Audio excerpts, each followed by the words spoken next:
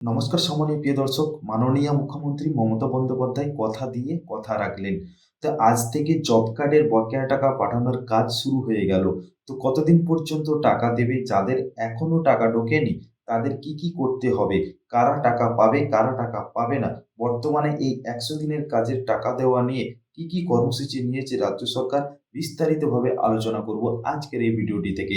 তো ভিডিওটি ভালো লাগলে অবশ্যই ভিডিওটিকে লাইক করে দেবেন, বন্ধুদের সাথে শেয়ার করে দেবেন এবং এই ধরনের লেটেস্ট আপডেটগুলি সবার আগে পেতে চ্যানেলটিকে সাবস্ক্রাইব করে পাশের বেল আইকনটি বাজিয়ে দেবেন।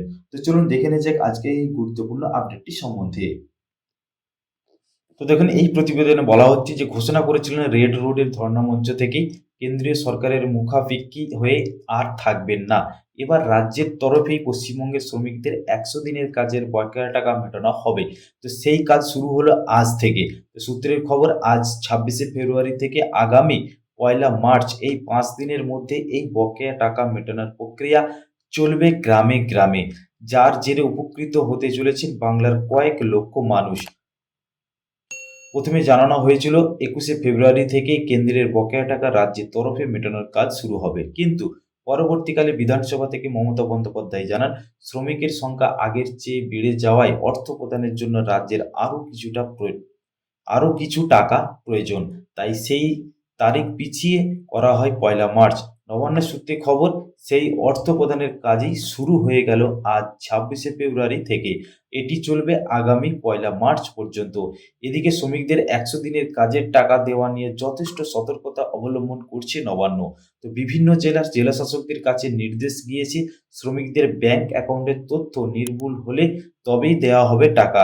একাধিক শ্রমিকদের তথ্যের নানান রকম সমস্যা রয়েছে, সেগুলি ইতিমধ্যেই চিহ্নিত করা হয়েছে।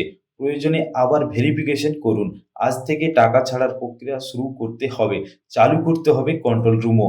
কোনো অভিযোগ এলে কন্ট্রোল রুমের মাধ্যমে তার সমাধান করতে হবে বলে জানিয়েছে নবান্ন। তো প্রসঙ্গত, জেলায় জেলায় ইতিমধ্যে পৌঁছে গিয়েছে টাকা, তা ইতিমধ্যে জানানো হয়েছে জেলা শাসকদের। এবার জিটিএ সহ 22টি জেলাকে 100 দিনের কাজের কেন্দ্রের বকেয়া টাকা মেটাতে চলেছে রাজ্য সরকার। এই 100 দিনের কাজের মজুরি বাবদ বকেয়া 2,650 কোটি টাকার বেশি অর্থ রিলিজ করা হয়েছে। এই টাকার মধ্যে জিটিএর প্রাপ্য 129,42,89,728 টাকা। 26শে ফেব্রুয়ারি সোমবার থেকে সরাসরি উপভোক্তার ব্যাংক অ্যাকাউন্টে 100 দিনের কাজের বকেয়ার মজুরি পাঠানো শুরু করতে হবে। তা শেষ করে ফেলতে হবে 1লা মার্চের মধ্যে। তো নবান্ন সূত্রে খবর, 100 দিনের টাকা প্রদানের জন্য এসওপি তৈরি করেছে রাজ্য। যারা টাকা পাবেন সেই সব উপভোক্তাদের নামের তালিকা টাঙানো হবে স্থানীয় পঞ্চায়েতের অফিসে। এই নিয়ে প্রচারও চালানো হবে জেলায় জেলায়। 7 দফা প্রচার কর্মসূচি রাখা হয়েছে। তালিকায় যে উপভোক্তাদের নাম থাকবে তারাই পাবেন টাকা। তো তালিকায় যাদের নাম থাকবে তারাই পাবেন টাকা। নবান্নের সূত্রে খবর, বিশেষ এসপিও ও জারি করা হয়েছে, সেখানে উল্লেখ করা হয়েছে প্রতিটি পঞ্চায়েত এলাকায় 100 দিনের কাজের মজুরি প্রাপকদের নাম প্রকাশ্যে টাঙিয়ে দিতে হবে। কোনো উপভোক্তা কত টাকা পাবেন, কত টাকা তার প্রাপ্য, সবই লেখা থাকবে সেই তালিকায়। অর্থাৎ আপনারা এই প্রতিবেদনটি থেকে বুঝতে পারছেন যে কারা টাকা পাবে না। যারা টাকা পাবে তাদের নাম কিন্তু প্রকাশ্যে তালিকা প্রকাশ করবে গ্রাম পঞ্চায়েতে। যাদেরা যাদের টাকা এখনো অব্দি ঢুকছে না, বা যাদের টাকা আটকে আছে, তাদের কোনো কারণবশত হয়তো টাকা আটকাতে পারে, তাদের অ্যাকাউন্ট নম্বর ভালো করে চেক করে নেবেন। যদি দেখা যায় তার অ্যাকাউন্ট নম্বর ঠিকঠাক রয়েছে, সেক্ষেত্রেও টাকা ঢুকছে না, তারা অবশ্যই গ্রাম পঞ্চায়েতে যাবেন। সেখানে গিয়ে আপনার নামের লিস্টটা যে প্রকাশ করা হয়েছে কিনা সেটাও ভালো করে দেখবেন। তো যদি আপনার নামের লিস্টের মধ্যে থাকে তবেই আপনি টাকা পাবেন, আর যাদের নাম লিস্টের মধ্যে থাকবে না তারা কিন্তু টাকা পাবেন না। তো এখানে এটা কিন্তু বলা হয়েছে, সেটা আপনারা ভালো করেই দেখতে পেলেন।